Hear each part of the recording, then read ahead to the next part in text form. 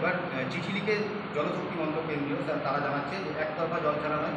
তবে আমি যেটা প্রথম দিন বহু বছর আগেই বলেছি, কেউ একতরফা জল ছাড়তে পারে তাদের মাল্টিল্যাটারাল অর্গানাইজেশন, এখানে এটা একটা রেগুলেটরি বোর্ড আছে, সেখানে ঝাড়খণ্ড সরকার আছে, রাজ্যের সরকার আছে, দিল্লির সরকার আছে।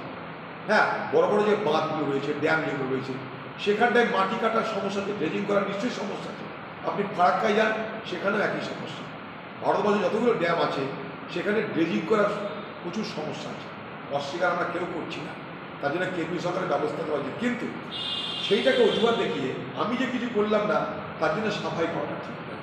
কারণ আমরা যখন জানি ওখানে জল যখন তখন ছেড়ে দিতে পারে, তাহলে আমার রাজ্যে যে নদীগুলো আছে সেই নদীগুলোর জল বহন করার ক্ষমতা বাড়াতে হবে আমাকে।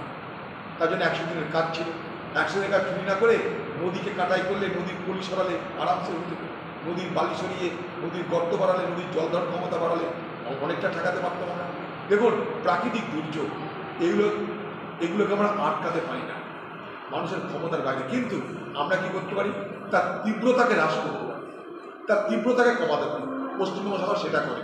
আর যখন ঘটে গেছে, প্রতি বছর যখন বান হয়, বানের পর টিপল নিয়ে যাবে, বানের পর কন্ট্রাক্টর নিয়ে যাবে, বানের পর বালি আর বাঁশ নিয়ে যাবে। গঙ্গার পদ্মার এই ভাঙন আর ডিবিসির এই জল ছাড়ার এই তীব্রতা বাঁশ দিয়ে ঠেকানো যাবে না। বরং বাঁশ আমাদের জন্য, আমাদের জীবনে বাঁশ হওয়ার আগে, আমাদের জীবনে বাঁশ দেওয়ার আগে আপনি অন্য কোনো ব্যবস্থা নেওয়া উচিত ছিল, অর্থাৎ সুখা মরশুমে কাজ করে আমাদেরকে রক্ষা করা উচিত ছিল। সেটা আপনি করেন। আপনি দেখান তো বন্যা নিয়ন্ত্রণে কত টাকা রাজ্য সরকার খরচ করেছে, ভাঙন নিয়ন্ত্রণে রাজ্য সরকার কত টাকা খরচ করেছে, বলুন বলুন তদন্ত। এখন যেই বন্যা আসবে ম্যানমেড, তাহা নাহলে বলবে গডমেন, আল্লামেন। আমি বলছি এটা ওম্যানমেন, আপনার ভুলের জন্য বলছি।